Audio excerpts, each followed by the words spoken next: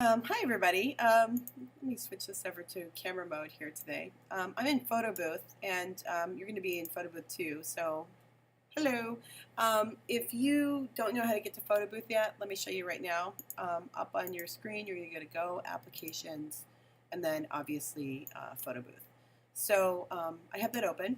I've got this little red dot down here, and what I'm going to show you.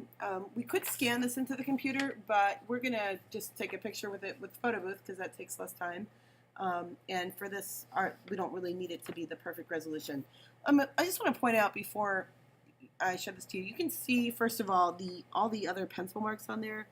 The design you're seeing here, which is backwards, it says silver, in case you didn't figure that out, is of course, there was probably like 15 different designs I had to create before I made this one.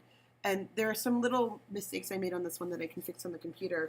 But just to clarify, like, here's another sketch I made. Here was another sketch I made. So it wasn't like this was my first sketch. I probably spent a lot of time working on these.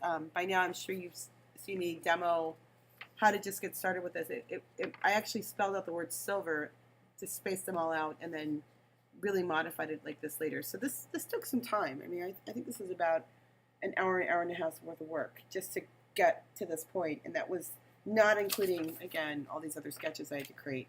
Okay, so once you've got this, it's going to be backwards. I'll show you how to fix it in a minute. You'll just, in Photo Booth, click that little button. 3, 2, 1, I think, yeah? There we go. And again, it doesn't have to be the most perfect picture, but just so you use it for reference. So there it is. So now that I have that, I'm going to go, this is so freaky, you can see me, hi, an Illustrator. So I'm in Illustrator, and I'm going to open up a new file. And in this particular case, I think I want it to be 12 by 8, so a width of 12, height 8, because I want it to be wider than it is higher.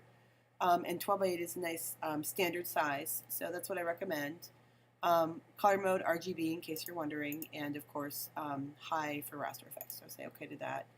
Alright, so there's my artboard, and I'll make that smaller.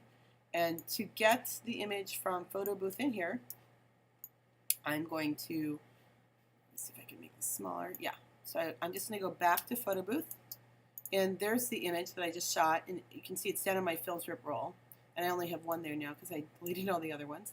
So I just take this and drag it over here, and it should show up. There it is. Great. Now it's backwards, so we have to reverse that. That's easy to do. So I'm going to grab the selection tool. And I'm not really worried about all this extra stuff. This is my artboard right here. So I want to make sure that fits into the artboard. So I'm going to resize it a little bit. And once I have that, I'm going to go ahead and it probably would be easier for me to do this afterwards. Go to Object, Transform, Reflect. And I'm reflecting it vertically, not horizontally, because it's flipping. Oh, and there it is. And that's just, I don't know why. It's just so much easier for me to edit it now that I see it the normal way. So of course I can take this and stretch this out. I want to make sure this all fits in the artboard. So actually the smaller size is going to have to do. And you want to have a little bit of white space there. So once I have that done, I'm going to go to my layers, which are already open, and here they are, over here. And I'm going to lock this layer. And I might even, before I lock it, I might take this image and reduce the opacity a little bit, just so I can still see the lines, but they're not like super intense. Lock this layer, make a new layer, and I'm going to call the new layer Lines. Okay. And that's obviously, we're going to start working on my lines, which will be in the next instructional video. But that's what you need to do to get started. And I'm pretty happy with that. So as long as this is all on the artboard, I've got letters overlapping. Looking forward to seeing what I end up doing with this. It looks kind of cool already. That's it.